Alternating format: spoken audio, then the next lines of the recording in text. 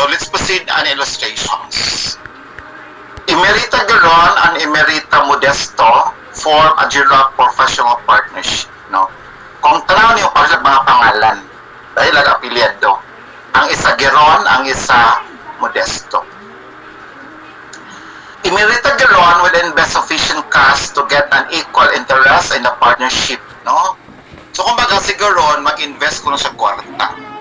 No? Equal kung pila ang capital balance ni Modesto. No? Hindi ka talaga. Kaya kung baga, he will be admitted as a partners.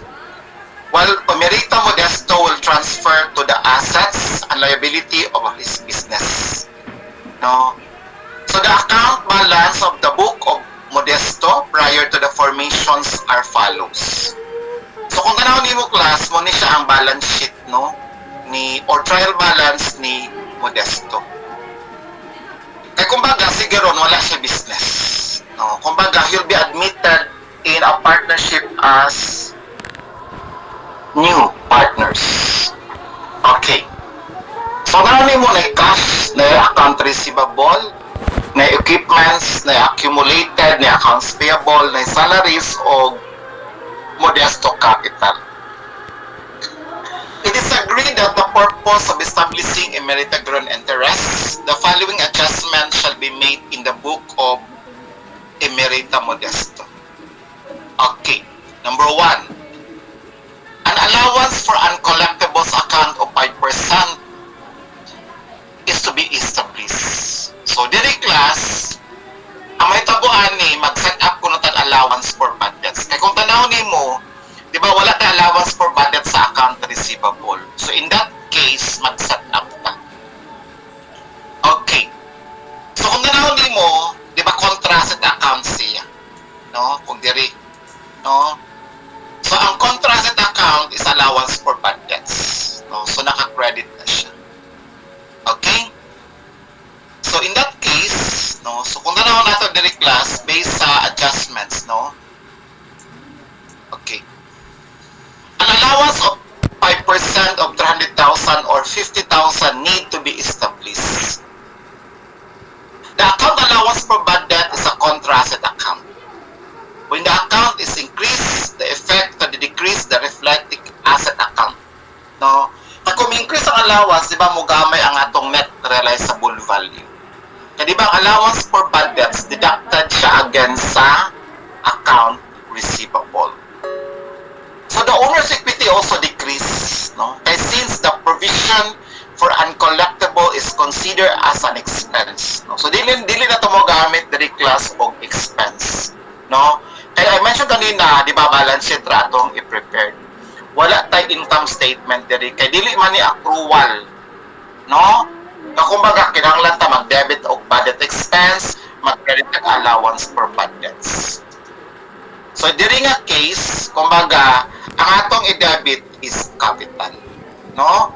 Kaya kung tanawon nimo ang allowance for bad debts, ang normal balance niya is credit. No? So ang i-debit nato ana is capital, di ba? Ang mention ganina, di ba? Ang i-partner nato class adjustment si capital record. No? So si capital, pwede siya ma-debit, pwede siya ma-credit. Depende sa unsa nga transaction siya. No? So kung timanan nimo kung asset, kung decrease or increase. No? Kung contrasted account, naka-credit siya. So ang capital naka-debit. Kung si liabilities naka-credit, si capital pod naka-debit. Nasabtan. Do you have any questions? Okay. I hope it is clear. Okay? So, di sa number 1 na transaction class, no? Nag-debit ta og capital, pwede kay Modesto, ha? Kasi Modesto naman ang naiakuan dito. Dahil credit ta og allowance for bad debts. Okay? So, any question on the problem number 1?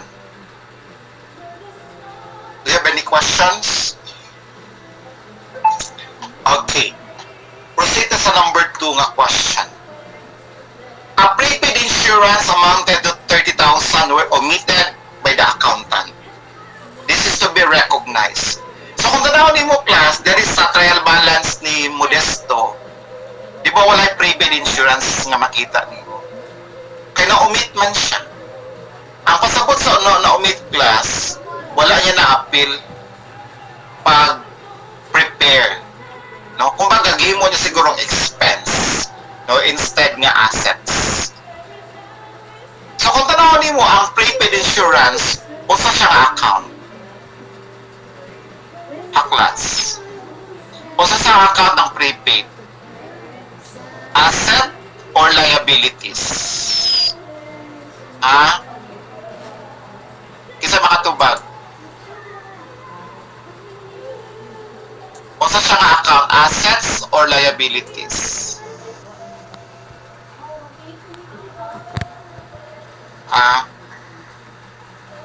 Usa man siya, asset or liabilities? Liabilities. Yan dyan. Ito lang ko sa upos. Kasi naman. Okay. Anyone?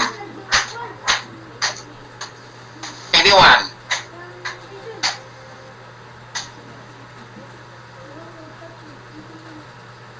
Anyone? Okay, matubag. Kung tanawin mo si prepaid insurance class is an asset account. No? So kung asset account siya, nakabutang siya sa debit. No? So, nag-debit ta og prepaid insurance kaya asset account man siya. So ang adjustment ana niya would be capital. No? Kay capital manggid ang iyahang partner ana. Okay? So muna, an omission to record the asset prepaid expenses will denote that the expense of the business was overstated. No nga naman, instead nga asset, gihimo nimo siya nga expense. So kumbaga imong expense na nubura. Ang imong asset nag-understated. No, ang pasabot sa understated, nagkulang. No, kay gihimo man nimo siyang expense. So muna karon ang atong buhaton, atong i-reinstate, no? Atong ibalik karon as an assets, no? Si prepaid insurance. Nagihimo man siyang insurance expense, no? So diha mag-debit ang prepaid insurance, then mag-credit ta og modesto capital na 30,000. Okay. Question number 3. Additional salaries payable in the amount of 10,000 is to be established. So take note, this is a liability account. No? So kung liability account siya, no? So it means ang iyang normal balance ana is credit. No? So kung credit ang iyang normal balance karon, so ang atong i-debit ana si capital. Diba? Kay liabilities man siya nga account. No? So kung liability siya nga account, no, in that case, no? So ang mahitabo ani, naka-credit ang liabilities. No? So,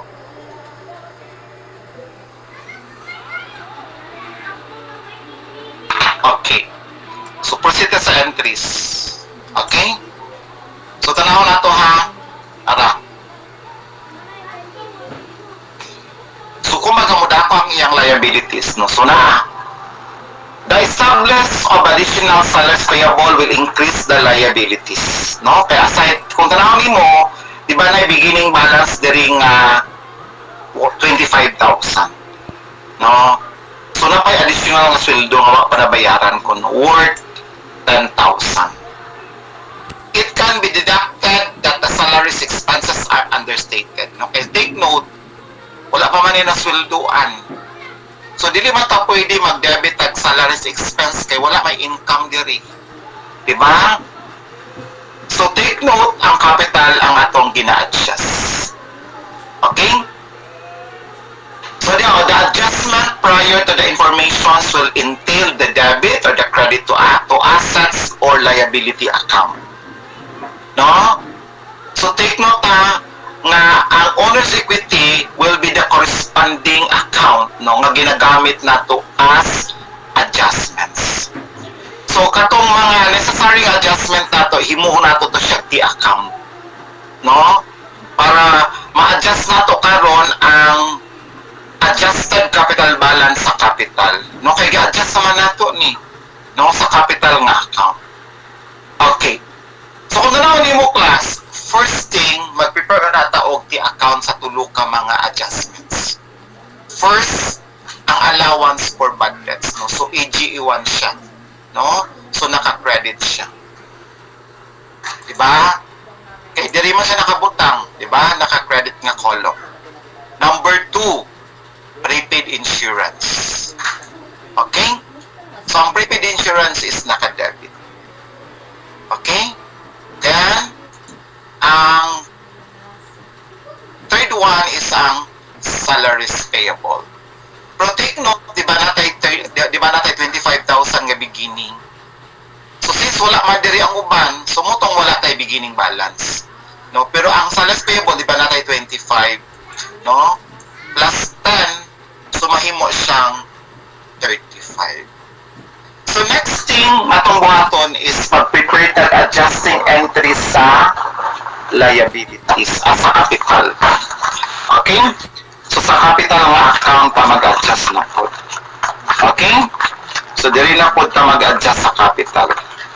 So take note ang capital so is i-adjust nato kung asa yung normal balance. So sa number 1, si capital is naka-debit. No? So take note, magpapunta og beginning balance na 1-2. No? Kanaw na to. 1-2 siya. Okay? So 1,200,000 as a credit balance. So nara, di ba naka-credit siya? Kung maghimo tag ti account. Okay? Kay di ba ingon di kanina the following the account would be served to summarize the necessary adjustment to the capital account. So maghimo gitag ti account. Next. Ang capital di ba naka-debit? So 15,000. No nara. Number 2, ang capital is nakabutang sa credit. No 30,000. The number 3, ang capital nakabutang sa debit. 10,000 yapon. So kung tanaw nimo, i-total mo tanan para we going to get the difference. No? So sa credit is 12 plus 30, so 1,230,000. While ang sa debit is 15 plus 10, pila siya? 25. So we're going to get the difference para makuha gid nato no ang adjusted nga capital ni Modesto. So i-deduct nimo ang 25 sa 1,230,000 pila ang ending balance ni Modesto. Adjusted na. So 1,205,000. Okay. So first thing, no? So muna itong adjusted nga capital ni Modesto. So karon kung tanaw nato diri prior sa statement, di ba? Nagsabot si Geron o si Modesto nga si Geron will invest cash equal to the interest of the partnership, no? Kumbaga kung pila ang adjusted capital ni Modesto, motokod kuno ang cash nga i-invest ni Geron. Nakuha? Okay. So in that case, diha, mag-debit ta og cash, no? 1,205, then credit ta og emerita Geron capital. Okay, credit man ang capital, di ba?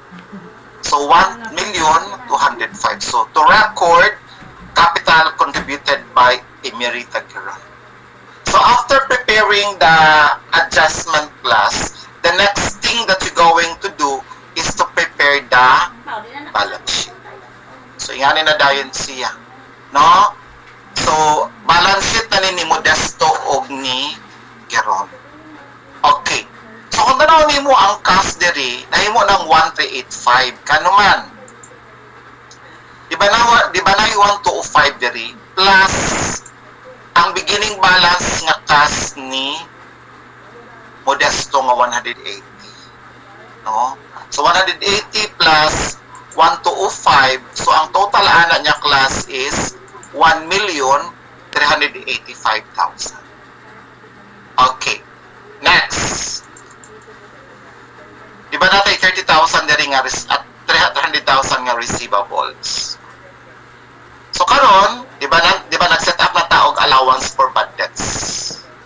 So ang allowance for bad debts nato pila 15. So ato na siyang i-deduct, no? So 100,000 minus 15, so pila na ang net rebel value? 285,000.